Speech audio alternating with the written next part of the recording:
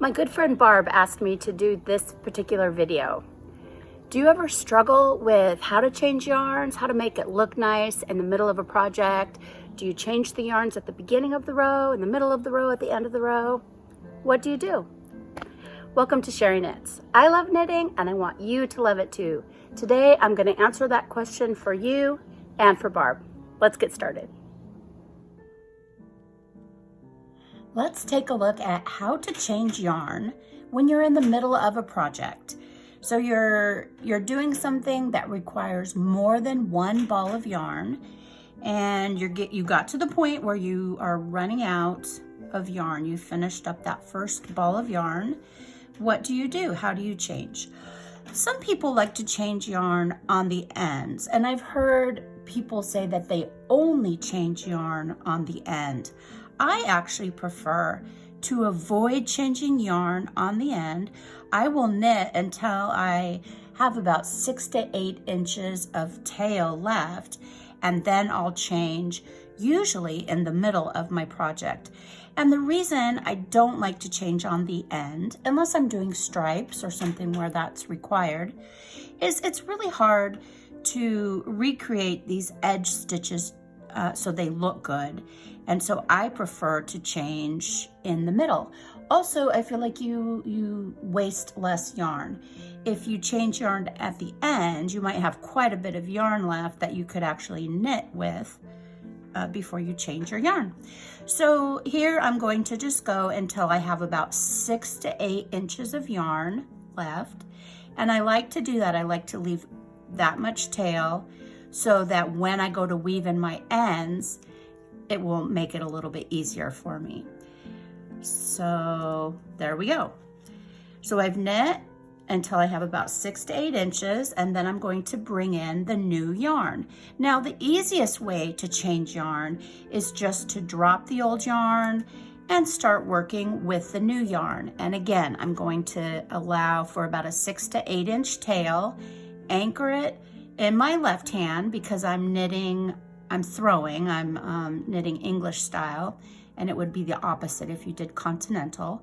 But I'm going to anchor the yarn in my left hand and just start knitting with the new yarn. And once I've knit maybe 3 stitches, you can see there's a little gap there, then I would turn it over and I would just tie a temporary knot with the 2 ends. And just a really loose knot so that these stitches aren't loose when you're knitting across them, but you're going to take that knot out before you weave in your end. So it's just a temporary knot. So you would tie these together, finish your project, but when you come back to weave in the ends, you want to make sure you take out that knot before you weave in your ends. So that's a really easy way to do it. For the first couple decades of my knitting life, that's the way that I did it until I learned how to do it just a little bit better. So what I like to do, my preferred method, what I think is the best way to do it, in my opinion, is just to knit 1 stitch with both the old tail and the new yarn. And so I'm going to insert, and this is a knit stitch, so I'm going to insert the needle into the stitch ready to go. And then I'm going to kind of crisscross the 2 tails. And I'm going to use the old tail and the new yarn. So the new tail's over this way. Again, I'm going to anchor that new tail in my left hand so that things, so I don't lose control of things. And I'm just going to knit 1 stitch with both strands of yarn. And so I've got the new yarn, the old tail, and once I've worked that 1 stitch, I'm going to drop the old tail, and that also is going to get held in my left hand for just a couple of stitches. And then I will just keep knitting across. And once I get away from that double stitch, you can just let those 2 tails hang down. Now, What this does is it kind of takes the place of dropping the yarn and starting the new yarn and having to tie a knot, because this doubled stitch is secure. You don't really have to worry about it coming loose, or if it comes a little bit loose, you can tighten it up by pulling the two ends. The only trick to this one is remembering on your way back, when you're purling back, that you have to work those two strands as one stitch. If you work them separate, you'll have added a stitch. So you don't want to do that. You would, on the way back, you'd be purling and you would just want to purl them together. And you'll have a reminder that you need to do that because you'll have those two ends. As you're working back, you'll see the two ends. If you're working flat, now if you're working in the round, you won't necessarily see those two ends, but you should see the two stitches together, and just remember to knit them together.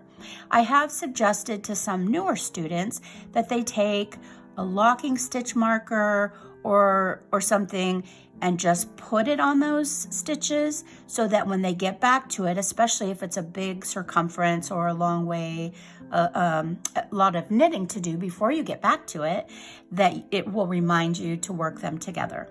So that's my favorite way to do it. Let me just undo this real quick and I'll show you quickly one more time what I like to do.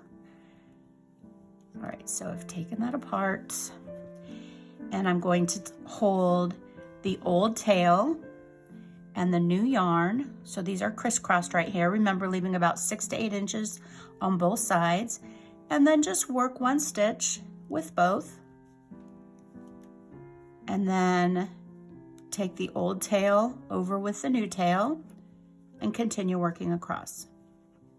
And remember, the only trick is just to remember to work those two stitches together, and then you'll have your two ends here to weave in when you're done.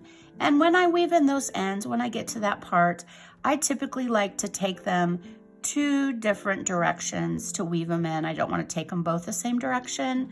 I think it draws attention to that stitch, but if you just take them 2 different directions to weave in, you won't really notice that, that stitch there.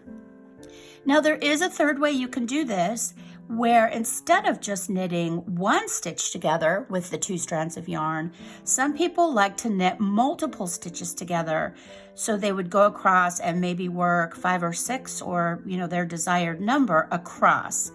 The reason I don't like to do that is sometimes it can appear clunky on all those doubled stitches. I personally would rather just do the one stitch, weave in the ends, because then I have more control over where those ends and how those ends are woven in, and I just think it looks a little bit cleaner and nicer.